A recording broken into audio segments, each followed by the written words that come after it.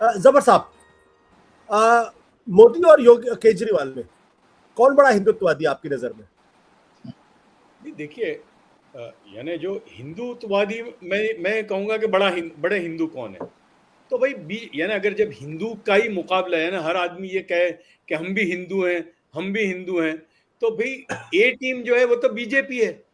अगर as a मुसलमान भी अगर मेरे सामने दो हिंदू ही हैं मुकाबले में, तो जाहिर है मैं जो ए टीम की जो हिंदू है उसी को करूंगा।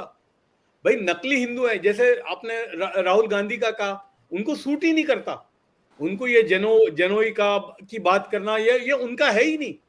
और केजरीवाल जो जिस तरह से आए थे, तो फिर वो तो जिनको सूट करता है वो तो फिर योगी आदित्यनाथ ही सही है उसके लिए। अगर यही मुकाबला होगा अगर, तो भाई मैं तो सीधा योगी आदित्यनाथ को ही वोट करूंगा। और ये अब इन्हें समझने की जरूरत है, यानी जो सो कॉल्ड सेक्युलर पार्टियां हैं जो हिंदुस्तान में, जो मुसलमानों को क्या देती हैं, भाई हमको वोट दो, हम बीजेपी से बचाते हैं आपको। मतलब मुसलमान की हैसियत इस मुल्क में अब इतनी रह गई है कि बस तुमको बीजेपी से बचाना, यानी इसके अलावा मुसलमान की कोई रिक्वायरमेंट ही नहीं है।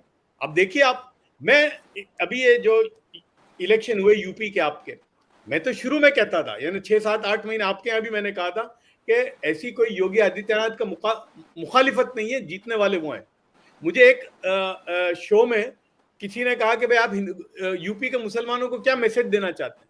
तो मैंने उस वक्त कहा था कि देखो, ये योगी आदित्यनाथ की जो गाड़ी है, ट्रेन जो है, ये पहुंचने वाली है लखनऊ। यानी मुसलमानों को क्या मैसेज देना है आपको? ये लखनऊ पहुंचने वाली है, या तो इस गाड़ी में बैठ जाओ या साइड में खड़े हो जाओ, सामने मत आना। ये तुमको सामने धर देंगे, यानी मुसलमान को धर देंगे सामने, आएंगे तो वो। अब आप देखिए कि ये योगी आदित्यनाथ की गवर्नमेंट आई, ये मुसलमानों ने जो 85% जिनको वोट दिया अभी यूपी के इलेक्शन में, वो अगर आते तो वो मुसलमानों को क्या मिलने वाला था?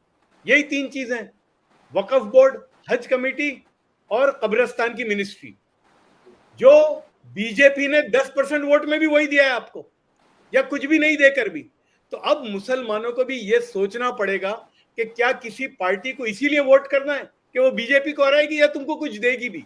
तो यही जो इंटेलेक्चुअल जो आपने कहा अभी, कि जो हिंदू इंटेलेक्चुअल जो दिल्ली में आया और उसने सोचा कि नहीं, बीजेपी के मुकाबले में बस बीजेपी नहीं चाहिए इसलिए अरविंद केजरीवाल, ये तो कौन सी अक्लमंदी की बात है कि क्योंकि ये नहीं चाहिए कोई भी चाहिए।